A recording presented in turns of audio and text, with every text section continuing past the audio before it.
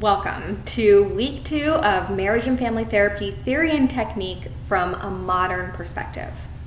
Last week, we were able to get our therapy engines revved with an introduction to the class, a review of the class expectations, and we began to sink our teeth into the foundations of family therapy.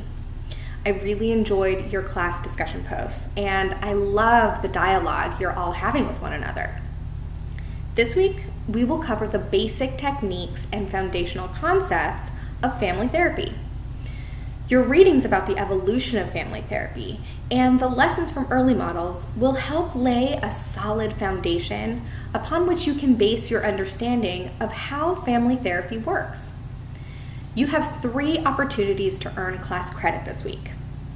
The first is attending our synchronous class meeting on Wednesday from 6 to 8. The second is participation in your class discussion board. The main post for your class discussion board is due on Thursday evening, and 2 responses to classmates is due by Sunday evening. The third item is your first reflection paper. That will be due on Sunday evening. I've had some questions about the reflection paper, and I want to provide a bit of clarification. This is a 2 to 3 page paper in which you will reflect on the impact that cybernetics and case conceptualization have on your work as a therapist. Please frame your discussion in an academic tone, meaning that you have an introduction, a body, and a conclusion in your paper. You will also need to include 4 references.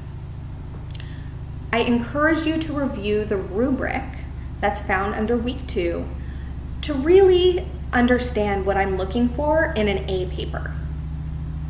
The final note I want to leave you with is regarding the lecture resources folder. I want to emphasize that the items in the lecture resource folder are entirely supplemental. I put the recording of our lecture in that folder whenever it renders each week. I also try to include my lecture notes so that you can review those after class. However, if you feel that you've engaged with the material and really have a good grasp on the concepts we're discussing, then you might choose not to review the material in the folder. If you're feeling particularly inspired by the course content, please enjoy the extra resources I provide there. They are in no way required.